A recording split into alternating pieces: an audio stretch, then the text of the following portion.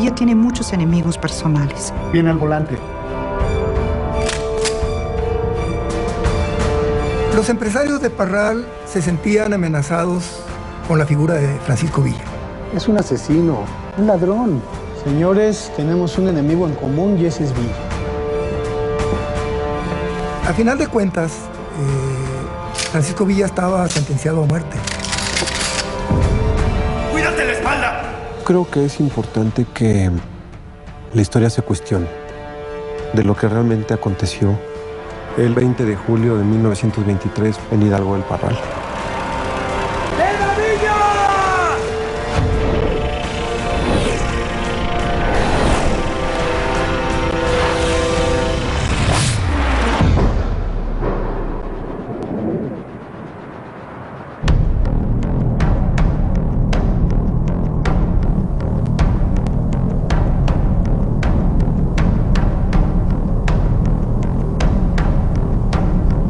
Una fresca mañana en julio de 1923, el Centauro del Norte sale de Hidalgo de Parral rumbo a su hacienda en Canutillo.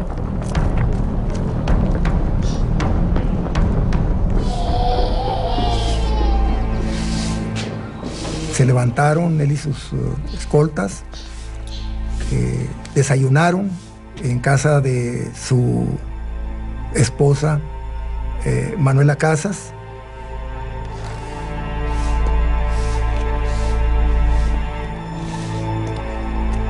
¡Vámonos, muchachos! ¡Salió! No, Villa, con un estado de ánimo muy optimista, le pide a Rosalío, su chofer, que lo deje manejar. ¡Ahí está!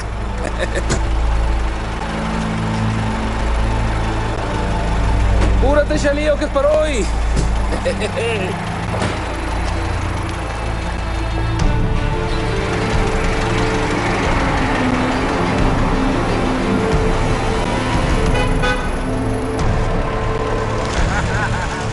Todo el mundo sabía a qué iba Pancho Villa Parral, pues iba a visitar a Manuela. Sabían los movimientos, sabían por dónde entraba y sabían por dónde salía.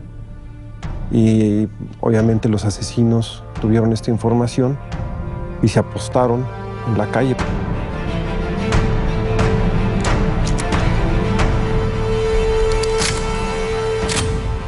En ese momento ni siquiera había guarnición en Parral. La guarnición había salido supuestamente a unos ejercicios.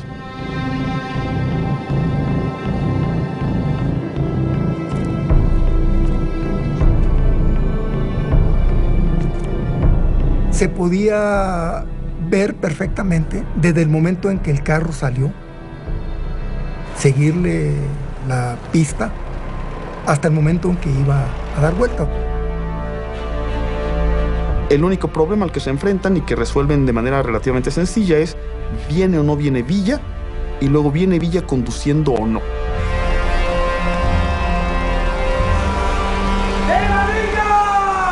Los asesinos pueden ver a Juan López y con ello entienden que Francisco Villa va en el vehículo y que va al volante. Viene al volante. Prepárense. Y luego la casa está en una curva en la que de cualquier manera el auto tiene que frenar, pero encima había una zanja, de tal manera que el coche tenía que casi frenarse al llegar enfrente de la casa. Y obviamente queda el vehículo a una distancia menor de 25 metros en relación a la posición que ubican los tiradores, los asesinos materiales. O sea que no fue casual que hayan escogido este lugar. El lugar era perfecto para una emboscada.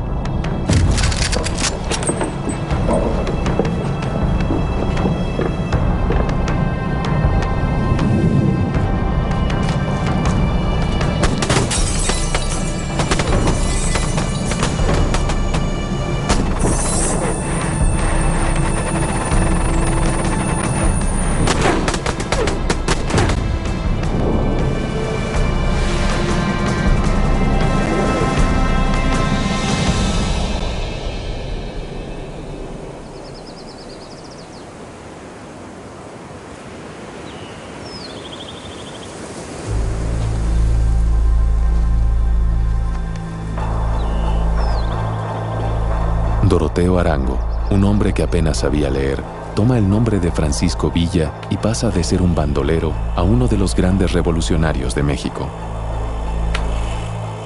La revolución le permite cobrar a Pancho Villa una estatura de leyenda y de pieza fundamental de la historia mexicana. Por un lado es un sujeto extraordinariamente sanguinario y por otro también tiene algunos visos de conciencia social. Para 1913, el ejército más importante de la Revolución Mexicana era el ejército villista, ¿no?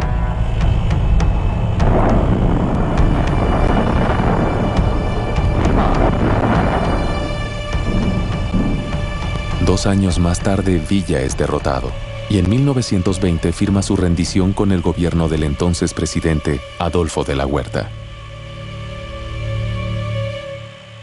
Y Pancho Villa se compromete a no participar en política. El gobierno de la República se compromete a cubrir los gastos de una escolta de 50 hombres y a darle una hacienda a Villa, que es la hacienda de Canutillo.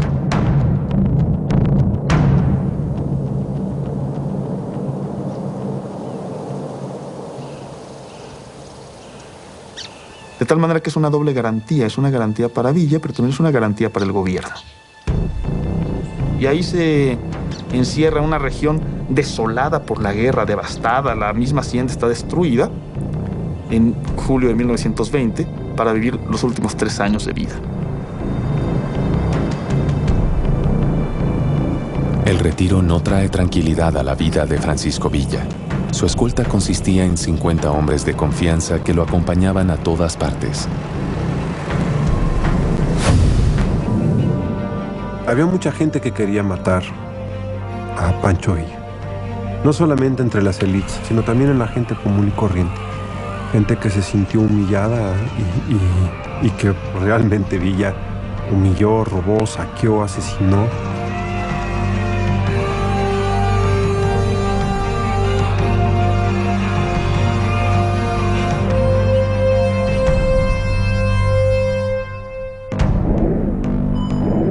Pero Villa no solo tenía enemigos internos, sino también en el extranjero.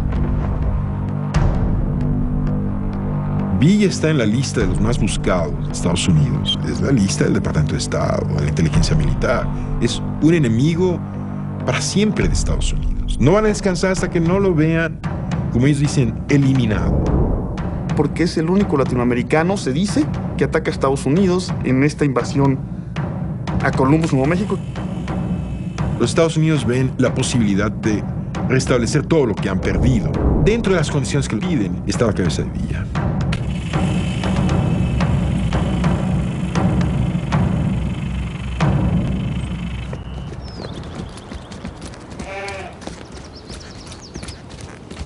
Villa convierte a Canutillo en un experimento social y a partir ya de 1921-22, claramente de 22, en un dínamo de la economía regional.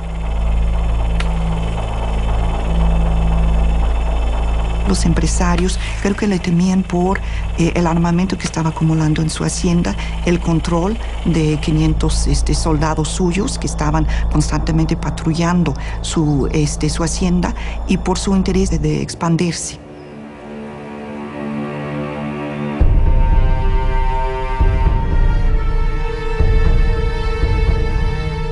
Es algo que evidentemente no les gusta a los poderosos de Parral. Yo perdí a mi padre y a 4 hermanos a manos de Villa y esos bandidos. Y ahora es un rico hacendado de Canutillo. Y el gobierno le dio 200,000 pesos como indemnización por sus 4 carnicerías que perdió en la revolución. Y yo me quedé sin nada. Todo esto confluye a que lo mejor es que desaparezca. Cuando intentaron asesinarme en Torreón, al asesino le encontraron una lista de nombres que le había dado el mismo Villa. Señores, tenemos un enemigo en común y ese es Villa. ¿Estamos de acuerdo entonces? Estamos de acuerdo. Estamos de acuerdo, sí. Entre los enemigos de Villa en Hidalgo del Parral se encuentra un hombre joven, miembro de una familia prominente en la región, Jesús Herrera.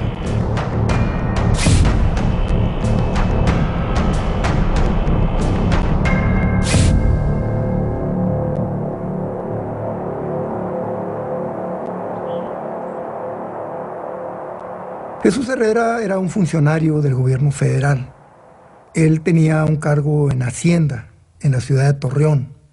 Todo Hidalgo del Parral sabe que entre Jesús Herrera y Francisco Villa existe un odio a muerte acumulado desde años atrás.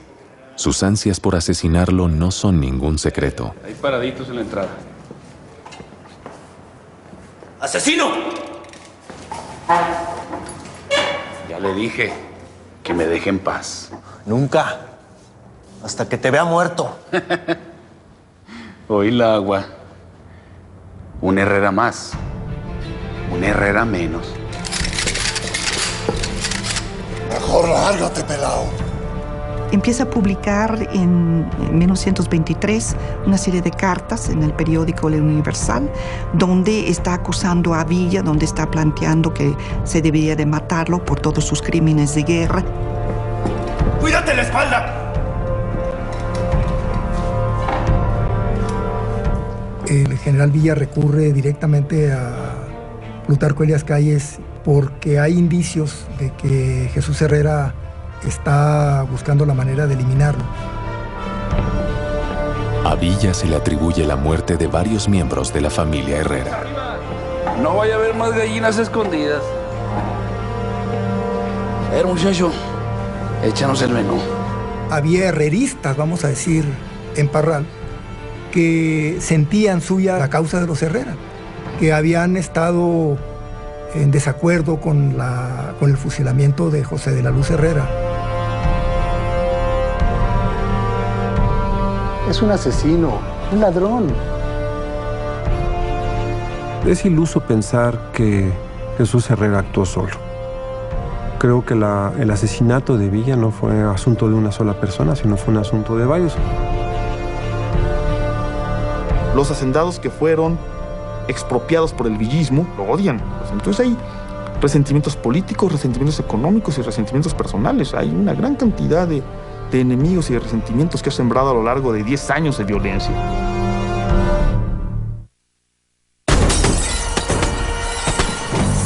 Villa es asesinado en Hidalgo del Parral el 20 de julio de 1923.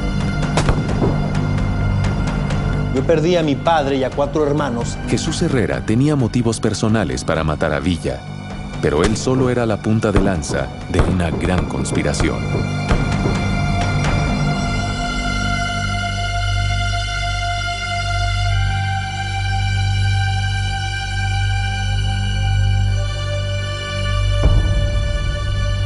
A cambio de 50,000 pesos y de la protección de mi familia, en caso de que algo llegara a ocurrirme, me haré cargo de la encomienda.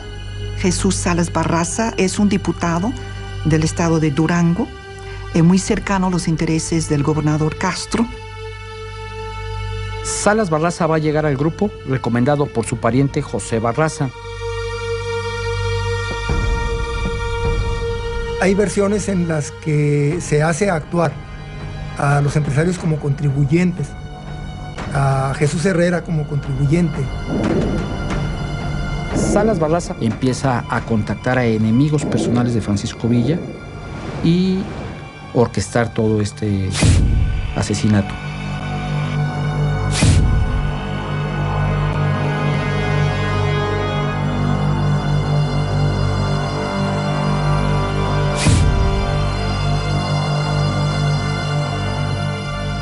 ¿Y cuántos muchachos tienes para deshacernos del neoburgués de Canutillo? Yo tengo 5 y puedo conseguir más. ¿De toda confianza? Por supuesto. ¿Qué garantías nos dan? Todas. Salas Barraza fue el contacto con Melitón Lozoya. Tiene la responsabilidad histórica de haber sido el que agrupa los pistoleros. Son esas.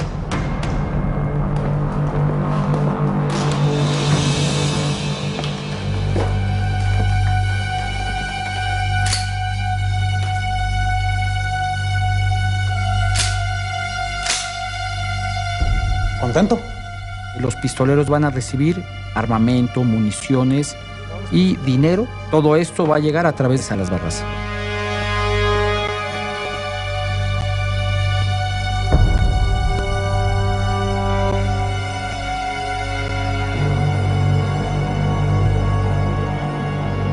Finalmente son 9 asesinos los que participan.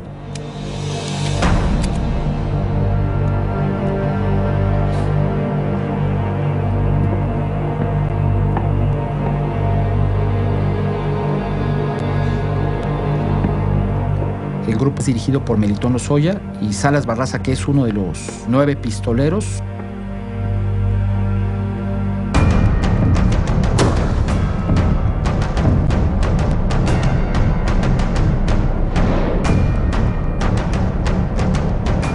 Después del asesinato, Jesús Salas Barraza se dirige a la oficina de telégrafos, donde va a mandar varios telegramas informando la muerte de Villa.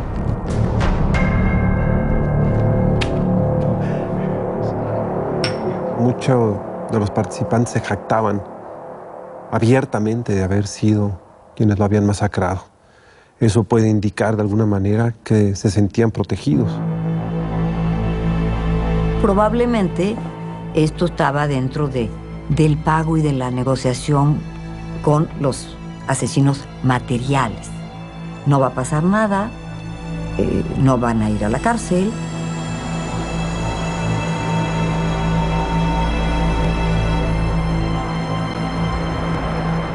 Francisco Villa va a recibir 13 impactos de bala. 2 los va a recibir en ambos codos. Va a recibir un disparo directamente en el abdomen que va a hacerle gran daño a los intestinos. Un cuarto disparo a la altura del pecho que va a perforar los pulmones. Un quinto disparo se va a impactar en el corazón, lo que va a florear este órgano por ser una bala expansiva. El sexto disparo se va a impactar en su mano derecha, también es expansivo y la va a destrozar. Y el último disparo, el 13avo, lo va a recibir en el cráneo. Es el famoso tiro de gracia. Va a recibir también 6 rozones de distintos calibres en áreas diferentes del cuerpo.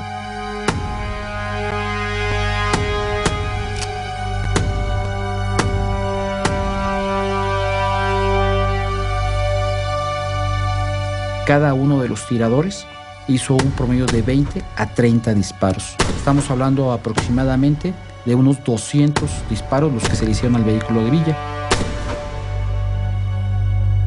La comisión de diputados que va a hacer la investigación descubren que los asesinos tenían armas del ejército.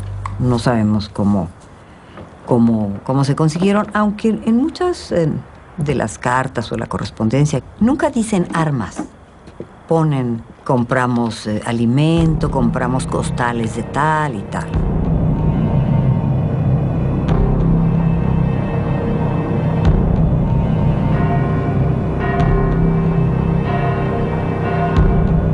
El armamento no es la única pista que apunta hacia un alto mando militar. Curiosamente, la guarnición de Hidalgo del Parral no estaba el día del asesinato. El jefe de la guarnición de Parral es el coronel Félix Celara. Tiene aproximadamente a 400 hombres bajo su mando. Curiosamente, la guarnición de Hidalgo del Parral se encuentra fuera de la plaza. ¿Qué pasa con Félix Lara y su guarnición, es decir, su regimiento, ese día en que asesinan a Villa? ¿Por qué no está? Se habían ido a Maturana, que es un pueblo vecino, para supuestamente llevar a cabo una serie de prácticas para el desfile de 16 de septiembre. Es evidente que Lara estaba recibiendo órdenes del general Amaro, pero que no estaba decidiendo por su cuenta. La investigación del asesinato podría también alcanzar a las más altas esferas del ejército.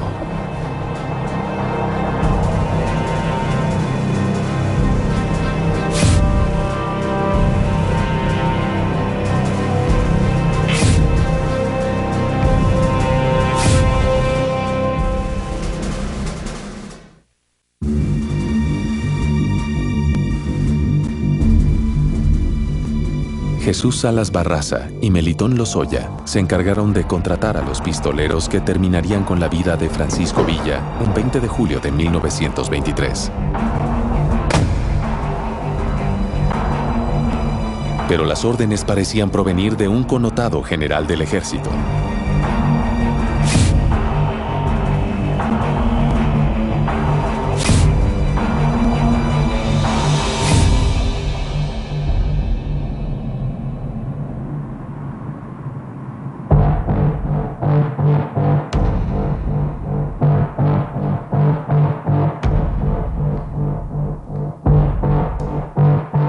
Joaquín Amaro era jefe de la zona militar que abarcaba Nuevo León. Va a jugar un papel importantísimo por la relación con Salas Barraza, y los dos, por supuesto, habían luchado en contra de Villa. Amaro es uno de los militares de mayor confianza del secretario de Gobernación, y es a Amaro quien está encomendado a fin de cuentas para instrumentar el crimen. El que lo ejecutó fue Salas Barraza, y el que planeó la operación como operación militar fue Amaro.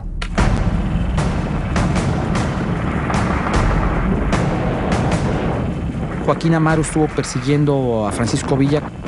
Al no poder capturar a Villa, hubo una gran molestia de Amaro en contra del Centauro del Norte.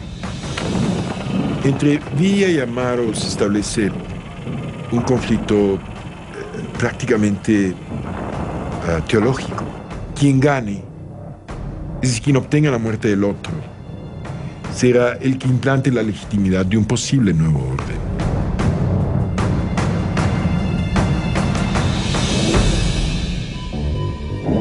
La participación de Joaquín Amaro en el asesinato es de encubrimiento y de complicidad.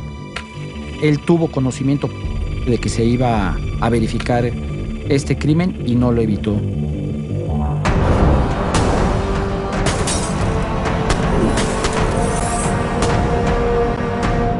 Amaro está muy cerca de Calles. Entonces, ahí lo que vemos es este vínculo muy, muy fuerte con la Secretaría de Gobernación.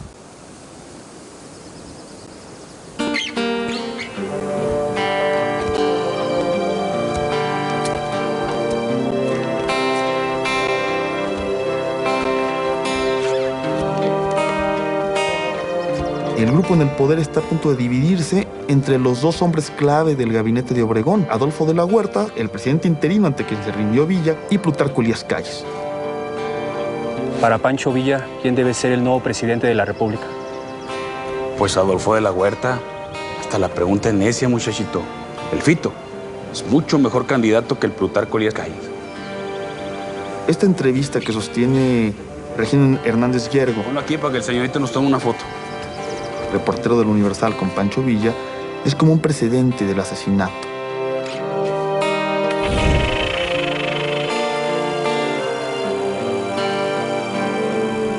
Y se convierte claramente en un emplazado cuando se ve venir la ruptura de Adolfo de la Huerta con el presidente Obregón y con Plutarco Elías Calles. ¿Significaba esto que iba a acarrear las posibilidades de que Calles lo vieran como un enemigo definitivo? Sí, pero un enemigo muy especial.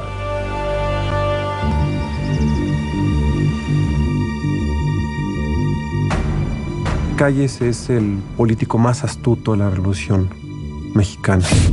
Es el único de todos ellos que sobrevivió a la Revolución, y creo que fue el más sagaz, aquel que supo leer lo que el país necesitaba. Calles es un revolucionario desde 1910 y ya a partir del 1 de diciembre de 1920, secretario de Gobernación. Calles está muy separado del área del villismo y combaten el uno contra el otro, como combate contra cualquier otro general constitucionalista. Calles puede dar órdenes, puede indicar a sus subalternos, a los generales que están a cargo del cuartel de Parral y de la comandancia en Chihuahua.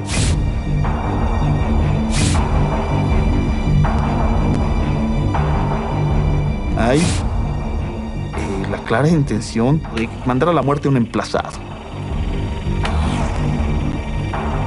Calles como secretario de Gobernación mueve el aparato del Estado para el asesinato, involucra a 3 generales de mucho poder y mucho prestigio, y eso no se hace en México sin la anuencia del presidente de la República. Aunque no lo crea, la vida sigue de la Huerta con o sin Villa.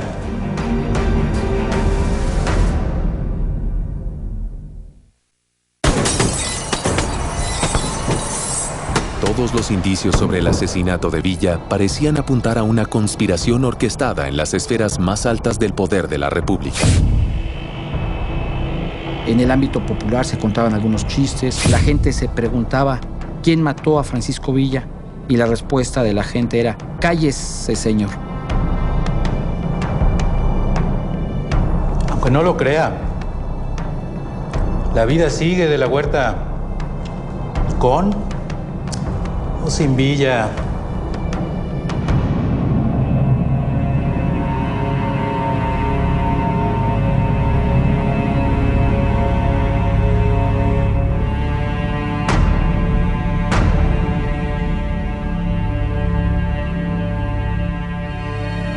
Villa tenía una enorme rabia contra Obregón, porque fue quien lo derrotó.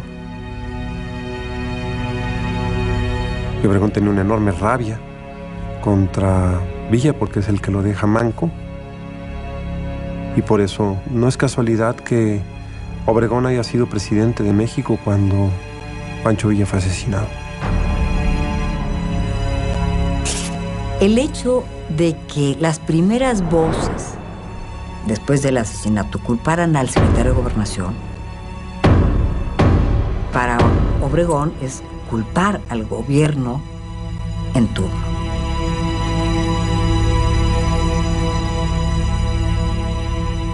Creo, o he sostenido siempre, que los dos estaban perfectamente enterados de este asesinato antes de llevarse a cabo.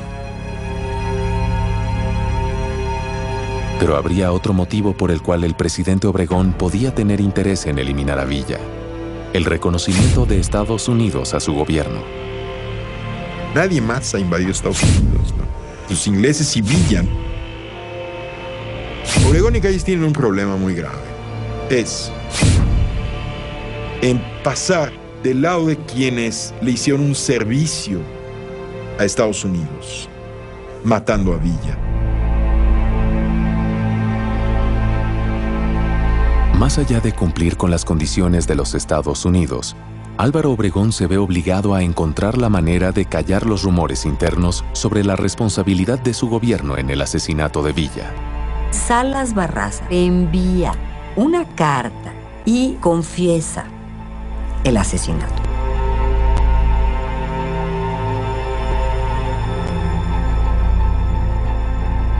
En esta confesión, él dice que había hecho un asesinato justo, dado la cantidad de crímenes de guerra que había cometido Villa contra las personas y contra los intereses de la nación.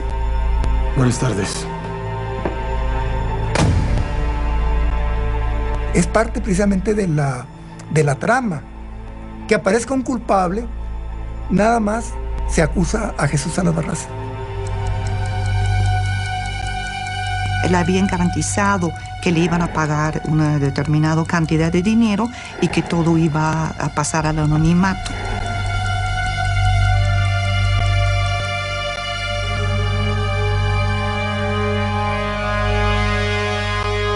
Hay una correspondencia muy interesante entre Obregón y Calles, que en ese momento se encuentra en Soledad de la Mota, está recuperándose de una operación.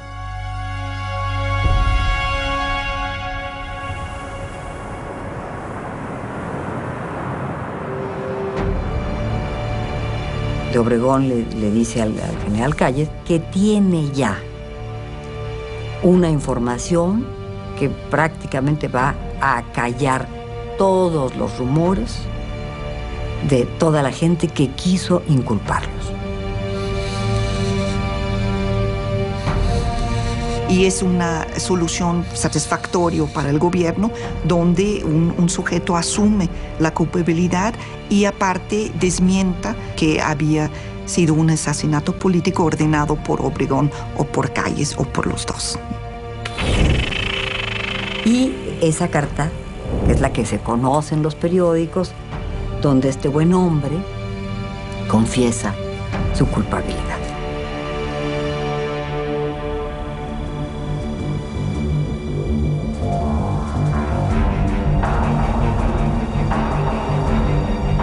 Pero Jesús Salas Barraza se escapa bajo condiciones extraordinariamente extrañas.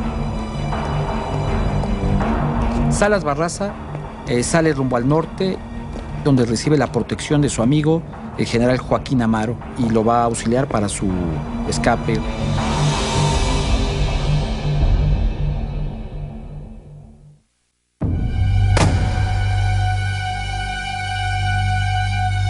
Jesús Salas Barraza hace llegar su confesión al presidente Álvaro Obregón, declarando ser el asesino de Francisco Villa.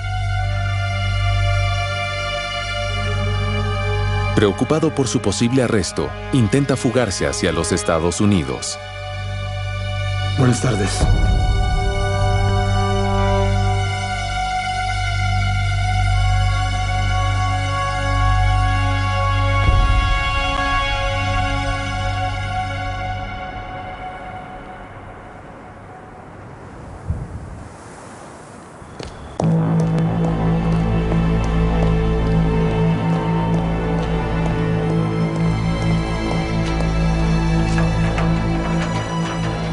Salas Barraza va seguido de cerca por el general Paulino Navarro, un agente de la Secretaría de Gobernación, que recibiendo órdenes del presidente de la República, el general Álvaro Obregón, detiene a Salas Barraza.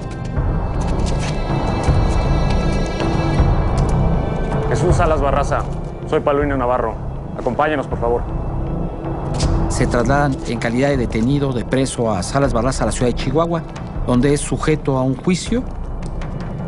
Jesús Salas Barraza lo considero un señuelo, una pieza que se usó para los fines que se tenían previstos políticamente.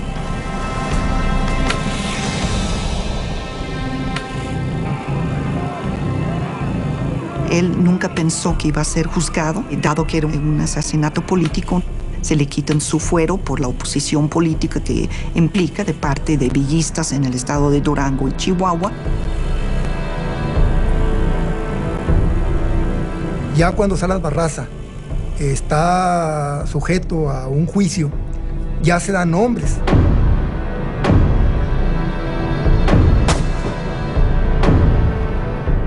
Sin embargo, en todo el procedimiento judicial, nada más se acusa a Jesús Salas Barraza.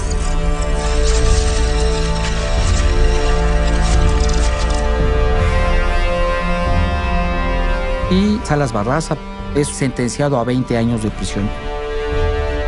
Ya está encarcelado, escribe a Amaro que él cumplió con el asunto consabido,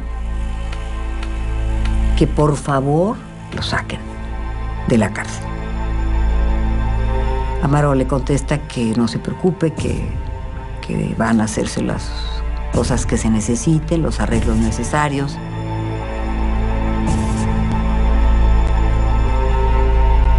Estuvo 8 meses en la cárcel y sale por indulto. El indulto tiene 3 líneas. En el indulto no se tiene que justificar. ¿Por qué? Simplemente en un decreto que da el gobernador del estado.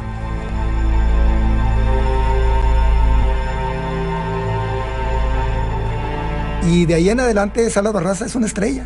Es una estrella que hasta el momento de su muerte él va a seguir adjudicándose la responsabilidad.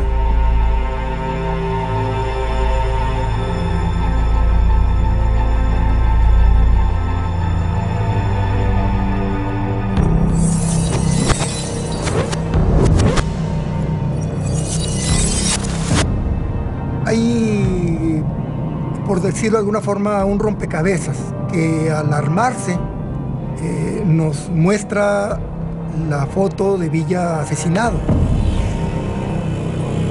Cada pieza nos va indicando cómo se va a llegar a eso. ¡Cuídate la espalda! Que Jesús Herrera contacta a Jesús Salas Barraza y que le ofrece este dinero. Un ladrón. Para este asunto. Me haré cargo de la encomienda. Que Salas Barraza, que era diputado, haya intervenido para establecer contacto con Melitón Lozoya. ¿Qué garantías nos dan? Y obviamente esto va a beneficiar a Melitón Lozoya y a su grupo de pistoleros. Esos son los que mataron a Villa. Son pistoleros. Quizá la encomienda de que Amaro forme el grupo es porque Amaro es uno de los militares de mayor confianza en el secretario de Gobernación, y es el secretario de Gobernación, Plutarco Elías Calles, quien está encomendado a fin de cuentas por el presidente de la República para instrumentar el crimen. ¿Con? O sin Villa. Son una cantidad de elementos y de gente que está ahí metida, que no hay manera de eliminar la participación de la presidencia y del secretario de Gobernación.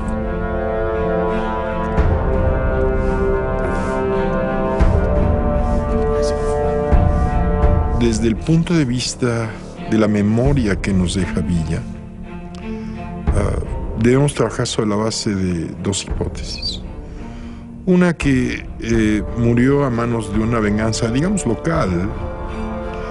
Y otra cosa muy distinta es, por supuesto, morir a manos de un presidente. Hay maneras y maneras de morir. Finalmente,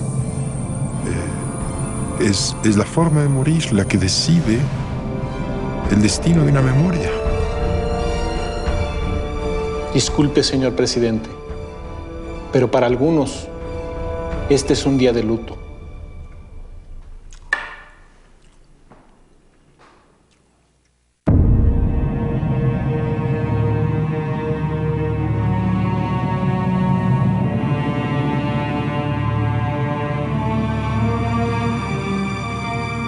El 20 de julio de 1923 fue la última vez que Pancho Villa fue de Hidalgo del Parral hacia su hacienda en Canutillo.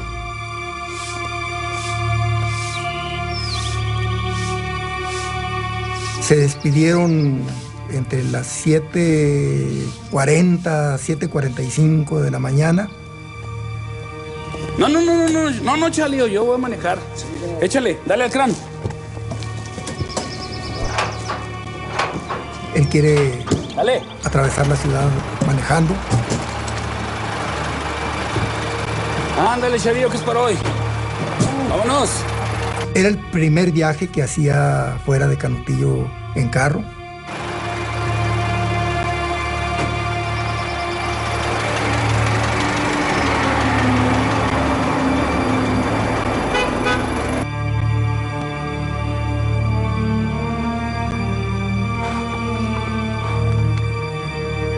Los asesinos buscan un lugar en el que va a ser muy sencillo acabar físicamente con Pancho Villa, y planean la emboscada con cuidado, y además no tienen prisa. Toman la avenida Juárez, que es una avenida que tiene línea recta de unos 300 a 500 metros.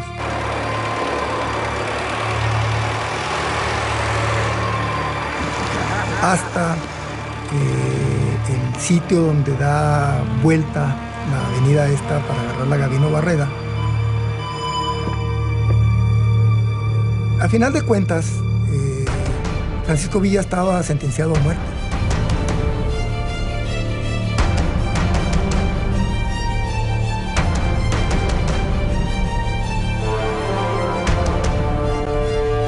Los asesinos, cuando observan a Juan López, pueden observar primero que Francisco Villa viene en el vehículo y segundo, que va al volante del mismo.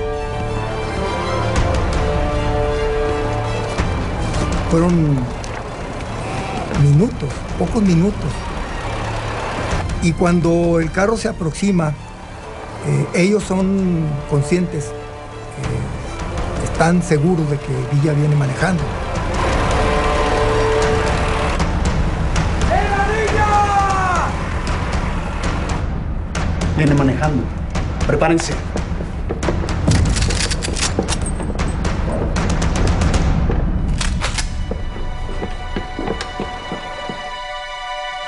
El carro tuvo que abrirse porque en la esquina donde daba vuelta el carro se había formado un charco muy grande de agua y Villa tuvo que evadir ese charco, aproximándose a ponerse más a tiro.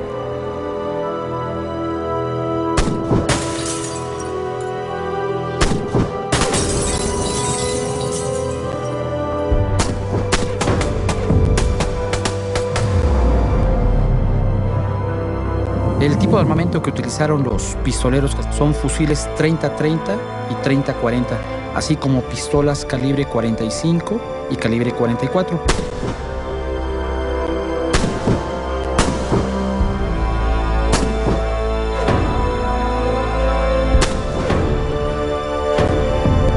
Podríamos decir que Villa fue un bandolero que se hizo revolucionario y que murió como revolucionario.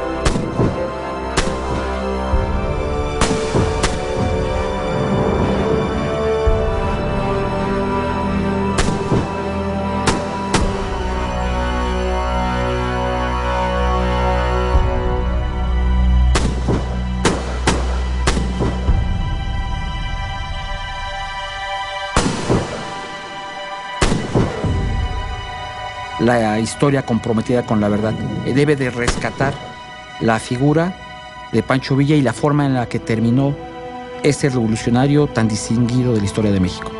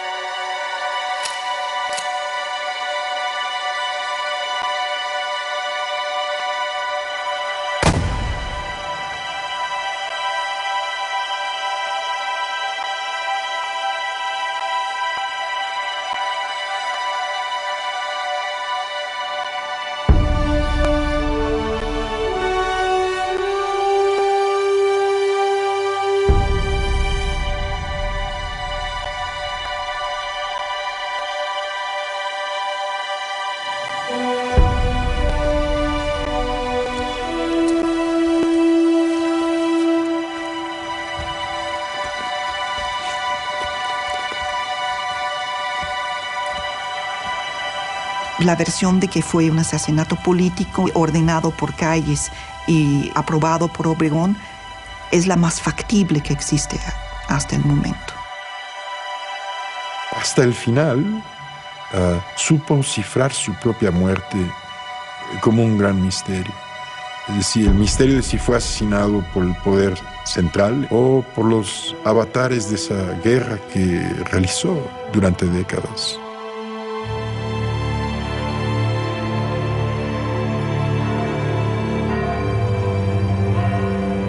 El entierro de Villa fue espectacular.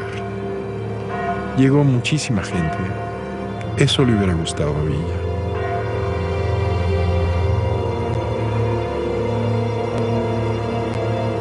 Yo creo que Villa representaba la sed de justicia del pueblo mexicano. El legado de Villa es importantísimo en relación a la reforma agraria, a la lucha de la gran mayoría de los desposeídos. Villa, que muestra cómo cuando el pueblo se organiza y se da sus propios jefes y estudia sus problemas, pueden proponer una solución para esos problemas. Una vez que se acabó la Revolución Mexicana, creo que Villa se perdió a sí mismo. Villa era un guerrero, un tipo acostumbrado a las armas, y esta vida de paz creo que lo adormeció. Y de alguna manera este adormecimiento hizo que bajara la guardia. Fue quizás una forma de dejarse matar. Y le hubiera encantado que hasta la fecha sigamos haciendo a Obregón y a Calles los presuntos responsables de su asesinato. Eso le hubiera encantado a Villa. Así es que no sé quién ganó esa batalla. Lo que sí sabemos es que Obregón y Calles ganaron el poder y Villa acaso ganó la historia.